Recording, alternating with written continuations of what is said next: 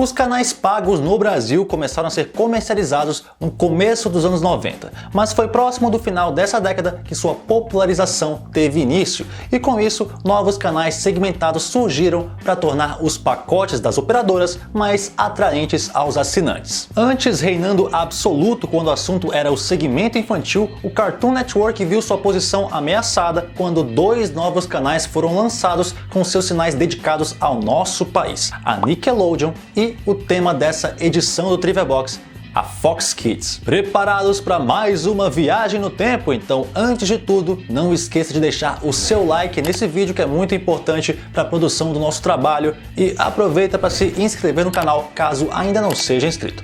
Fechado? Então é hora da gente relembrar a trajetória e os animes da Fox Kids. Em 1993, o canal Fox chegou ao nosso país, mas como um sinal pan-regional, o que significava que tínhamos a mesma programação de países latinos, mas com o nosso idioma embutido em alguns programas, tanto com dublagem como com legendas. Naquela época, muitos bugs ocorriam e não era incomum que comerciais ou mesmo um Simpsons da vida fosse ao ar com dublagem em espanhol. O canal de Hollywood, como era chamado, tinha na época uma programação bastante variada, com séries antigas, algumas recentes da época, como Arquivo X, vários filmes e, claro, animações. Essas animações eram apresentadas em um bloco chamado... Adivinha? Está falando sério? Nesse período, o então bloco Fox Kids apresentava aos brasileiros desenhos como O Fantástico Mundo de Bob, Ike the Cat, Carmen Sandiego, The Tick, X-Men, Homem-Aranha e eles. Mastodonte! Pterodátilo! Triceratops! Tigre dente de sabre! Tiranossauro! Pois é, os coloridos saltadores que protegiam a Alameda dos Anjos deram o ar de sua graça pela primeira vez em 1994 na TV fechada. Mas a sua fama e popularidade só se firmaram a partir de janeiro de 1995 via Rede Globo. Mas tá, voltamos aos primórdios da Fox Kids. O canal só ganhou vida própria em nosso país em julho de 1997. Mas na terra do tio Sam, saiba você que a Fox Kids nunca foi um canal. Você tá viajando na maionese, cara? Não tô não. A Fox Kids nos Estados Unidos sempre foi um bloco de animações no canal Fox, desde sua criação em 1990. A sua origem está relacionada diretamente a uma desavença judicial entre a Disney e a Fox, que hoje estão a um passo de se juntarem, vejam vocês, mas isso é outra história. É que em 1987 ambas resolveram lançar um bloco chamado de Disney Afternoon na casa do Homer Simpson, para exibir o clássico DuckTales, Os Caçadores de Aventura.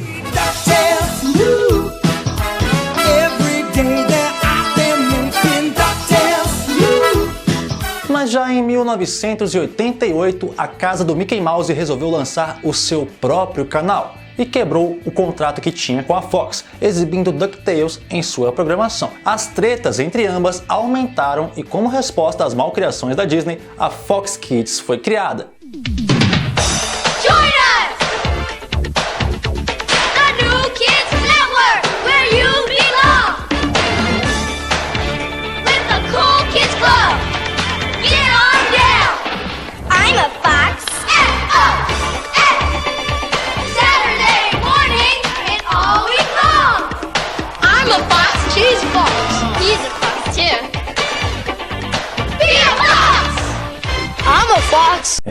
Os anos 90 foram estranhos. Com o sucesso da programação e a audiência crescente, o bloco Fox Kids americano contou com muita coisa que nunca assistimos na nossa versão por aqui, como Tasmania, as séries animadas de Batman, Tiny Toons, Animaniacs, etc.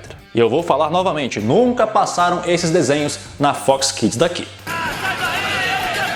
Durante a sua história, uma das maiores parceiras e fornecedoras de conteúdo para o bloco foi a produtora Saban Entertainment, que além dos Power Rangers, também criou os VR-Troopers, os Beetleborgs e aquilo.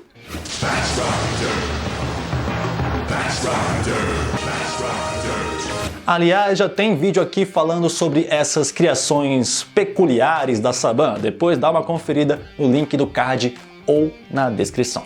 Com a tendência de mercado da segmentação de conteúdos para canais a cabo, a Fox se arriscou em criar uma joint venture da Fox Children's Productions, responsável por alguns programas apresentados no bloco, e a já citada Saban Entertainment, criando a Fox Kids Worldwide no ano de 1996. Essa parceria não duraria muito tempo, mas enquanto existiu, a gente teve o tema deste nosso Trivia Box no ar. Mas antes de falar do canal que você conheceu, a gente precisa mencionar a exibição de 2 animes perdidos que foram ao ar quando a Fox Kids ainda era um bloco do canal Fox. Com vocês, o Esquadrão do Espaço e Noozles. Noozles, os Ursinhos Mágicos, foi uma produção da Nippon Animation do ano de 1984, que teve um total de 26 episódios. Mostra a história da garota Sandy, que depois de ganhar um caixote resgatado de um navio naufragado, passa a conviver com Blink, um koala encantado que desperta depois de um beijo de esquimó da garota.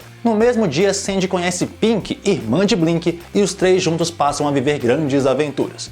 Apesar de parecer bobinho, Noozles até possui uma trama que envolve o desaparecimento do avô da garota e o reino encantado de Koala Walla. Noozles foi apresentado nos Estados Unidos pela Nickelodeon no final dos anos 80 e chegou ao Brasil via Show da Xuxa na Globo, tendo estreado em janeiro de 1990. A versão ocidental do anime foi editada pela Saban e na Fox foi exibido aos fins de semana, bem cedinho dentro do bloco Fox Kids.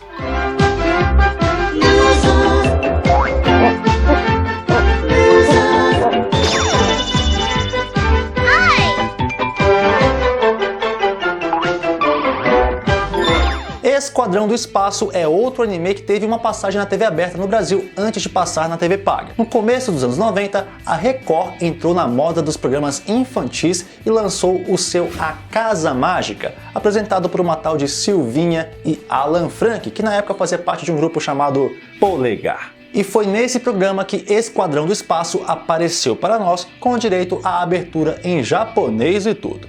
De verdade? Sim.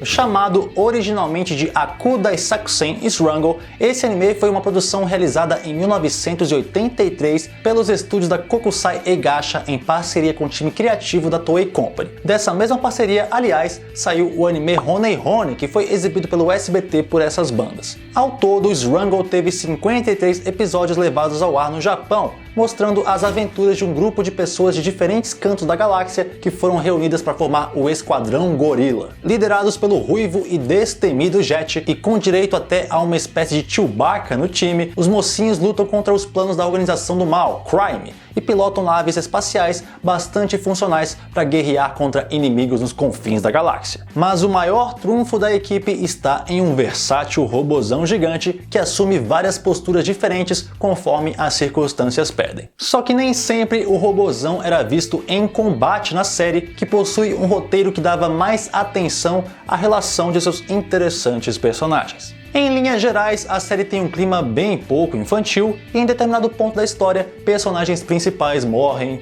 e não voltam. A Saban lançou essa série nos Estados Unidos em 1985 com o título de Macron One, criando uma série nova usando partes desse anime com a série Go Shogun, que teve apenas o seu filme lançado em VHS aqui no Brasil. E para chamar a atenção da gurizada nos Estados Unidos, colocaram até o narrador da abertura de Robotech, que fazia bastante sucesso por lá na época, para narrar a abertura do Esquadrão do Espaço antes de uma musiquinha com a letra mais tosca da vida.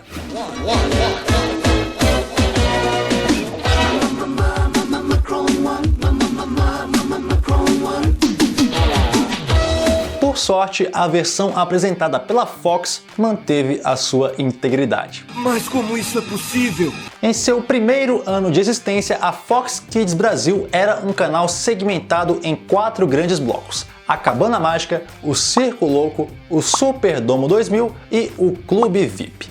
Nos fins de semana também era apresentado o bloco Weekend, que, como o próprio nome sugere, apresentava produções que não eram exibidas de segunda a sexta. Entre temporadas de Power Rangers, o Fantástico Mundo de Bob, desenhos noventistas da Marvel e até séries teen, vários animes preencheram a grade do canal. alguns até desconhecidos por muitos. Ou vai me dizer que você já ouviu falar na Botãozinho e no Beat o Cupido?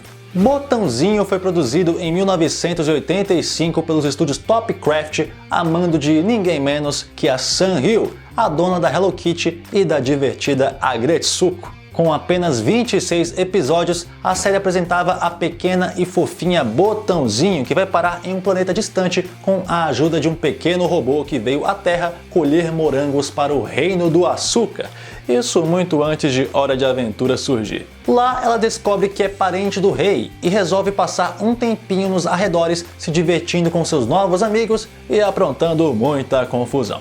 Um dos animes mais estranhos e feiosos que já deram as caras em nosso país atende pelo nome de Beat o Cupido. Produzido pelo Group Tech, responsável depois pela animação de Monkey Typhoon, Beat se diferenciou de tudo na época de seu lançamento pela ousada proposta de ser uma série 100% produzida por computação gráfica. O quê? Isso é sério? Bom, pelo menos o que havia de mais moderno na computação gráfica do ano de 1995 para o orçamento de uma série de TV japonesa. Na história, Beat é um cupido que por onde passa causa desastre, o que deixa os deuses do Monte Olimpo de cabelos em pé. Sempre acompanhado pela ninfa Twinka, o feioso protagonista da história tenta encontrar seu lugar no panteão dos deuses para não deixar a sua mãe, a deusa Vênus, tristinha. Com essa animação tosquíssima e um desenho de personagens que não lembra absolutamente em nada o padrão das animações japonesas que estamos acostumados, essa esquecível produção foi lançada no ocidente pela Saban, que tratou de suavizar situações mais picantes que certos deuses gostavam de desfrutar. Menos desconhecidos do público tivemos também Kimba, o Leão Branco e Pinóquio. Kimba é uma criação do ilustre mestre Osamu Tezuka e que muitos especulam que serviu como base para a Disney dar vida ao seu Rei Leão. De fato, a semelhança entre as histórias é um tanto gritante, já começando pelo nome do personagem principal, né? Simba, Kimba, Pois é. Bem, você pode conferir isso no mangá lançado pela editora New Pop no Brasil. Na história, Kimba, um leãozinho branco filho do grande Pandia, nasceu em cativeiro, pois após a morte de seu pai, caçadores inescrupulosos prenderam a sua mãe e a levaram da selva para a cidade.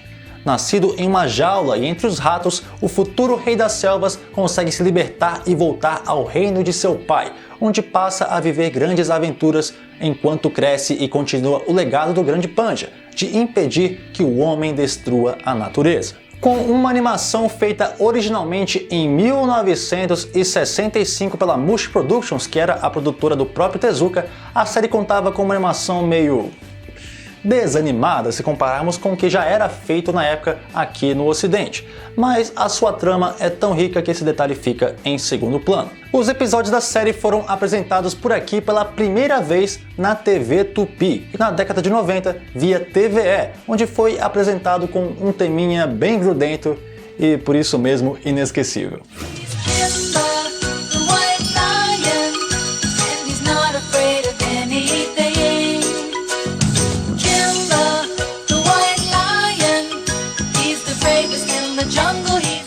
Essa versão noventista da série sofreu cortes e edições, já que algumas passagens eram consideradas muito dramáticas para a molecada.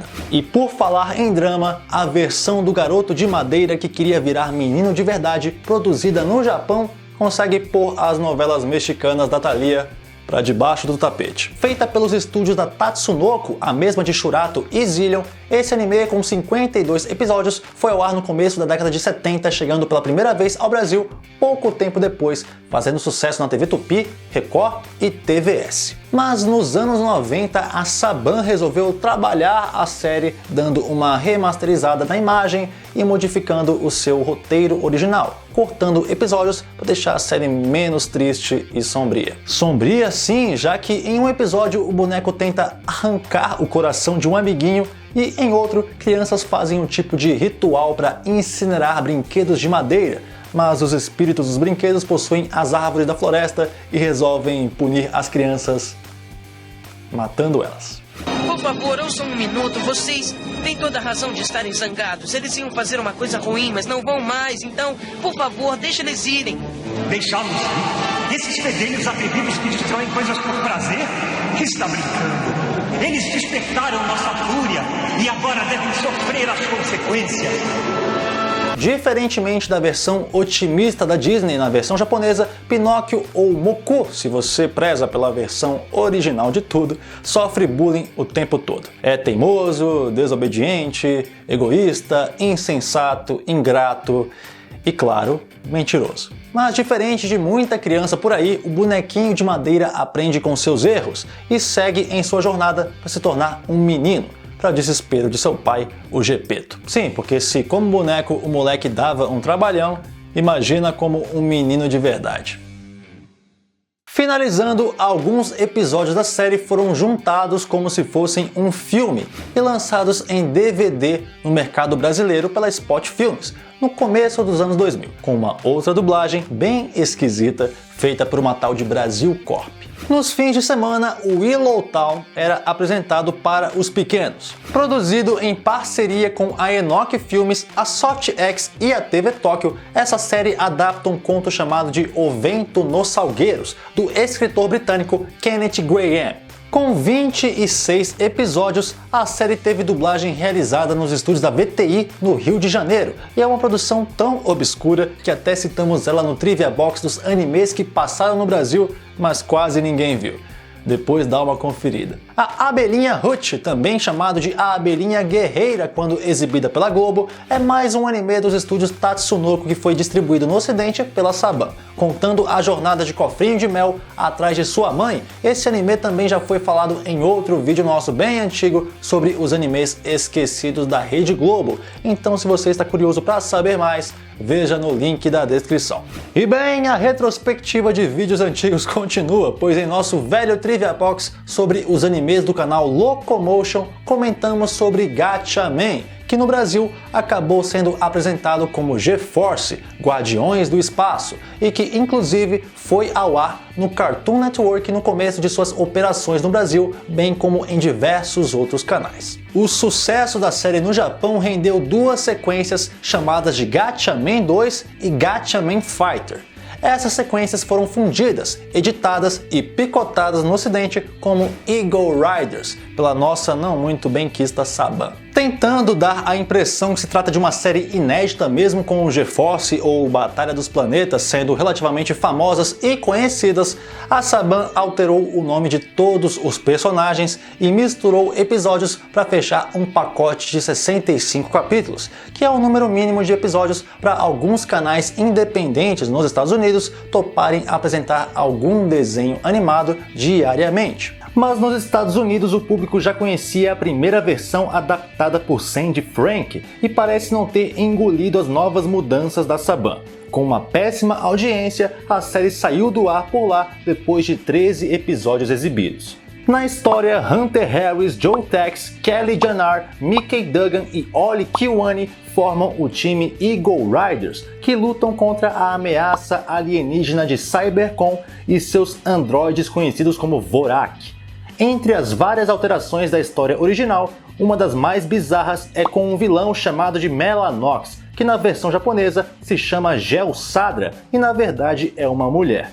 Pois é, mudaram o gênero na dublagem americana. Para quem achava que o Masked Rider foi o maior delírio dessa produtora, tá aí a prova que os caras realmente tinham os parafusos faltando. Talvez não. Nessa fase de implantação do canal, um dos animes mais lembrados por quem tinha acesso à sua programação, ou seja, pouca gente, era Samurai Pizza Cats. Produzida pela Tatsunoko em 1990 e chamada de Gato Samurai Pizza no Brasil, essa série é fruto da reunião de vários profissionais do estúdio, não possuindo um mangá da qual foi adaptada ou um criador específico. Somos apresentados à irreal Pequena Tóquio, onde todos os seus habitantes são androides animais que interagem como seres humanos. Nesse cenário vivem Speed, Guido e a gatinha Polly, trabalhando em um serviço de entrega de pizzas. Mas é no castelo que uma conspiração do mal intencionado Seymour Queijão se instaura, fazendo o chefe da guarda real, Al Dente, chamar o lendário trio de ninjas para a ação. Sim, eles eram ninjas e a Saban os transformou em samurais. passando por uma transformação em que algumas partes de seus corpos cibernéticos são substituídas por outras aparentemente mais resistentes, o trio é literalmente disparado até o perigo pela Doce Francine, dona da pizzaria em que trabalham. Com uma trama que privilegia o humor, essa série nas mãos da Saban teve sua trilha sonora e diálogos alterados para que tudo ficasse ainda mais biruta. Para fortalecer esse clima foi incluído um desnecessário narrador que fica contando a história e forçando umas situações engraçadas, por algum motivo que só o seu Saban deve saber. Com 52 episódios, essa série ganhou uma versão brasileira no Rio de Janeiro, nos estúdios da VTI, e contou com um elenco bastante familiar para o ouvido de todos na época, com destaque para o falecido dublador José Luiz no papel de Speed e Marco Ribeiro no papel de Guido, dubladores esses que fizeram uma dobradinha famosa naquele anime que todo mundo adora assistir em português, o Yu Yu Hakusho. Diga, Lucille, tem alguma ideia? Quer tirar alguma coisa da sua cabeça? Que tipo de presente gostaria de ganhar? Quer que a levemos para almoçar?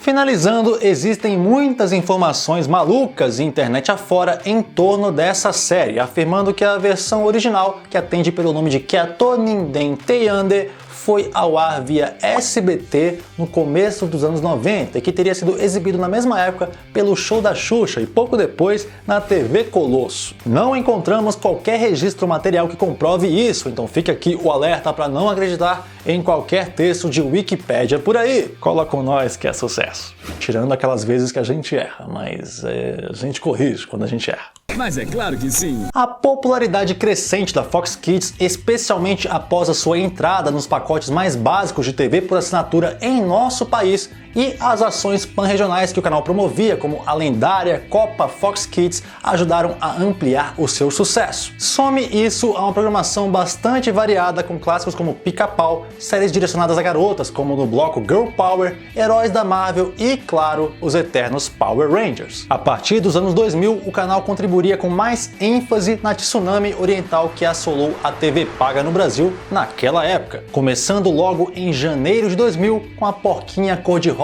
mais simpática do Japão, a Super Pig.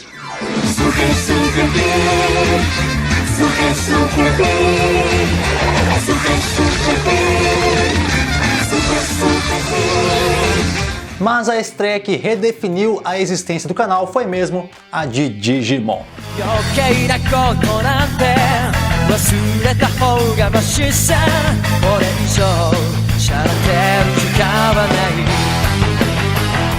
Digimon teve direito à abertura original em japonês na maratona de lançamento do canal em julho de 2000, mas a gente vai falar um pouco mais sobre o fenômeno dos monstrinhos digitais, bem como a enxurrada de animes que o canal lançou depois disso em sua famosa Invasão Anime em uma parte 2. Por hora a gente encerra por aqui e se você quiser ver essa parte 2 mais rápido, deixa o seu like, mostra esse vídeo para os amigos, pede para eles curtirem também, pra gente sentir que vale a pena continuar com este negócio. Aqui do lado tem outras sugestões de vídeos para vocês assistirem. Nos vemos no próximo. Até lá!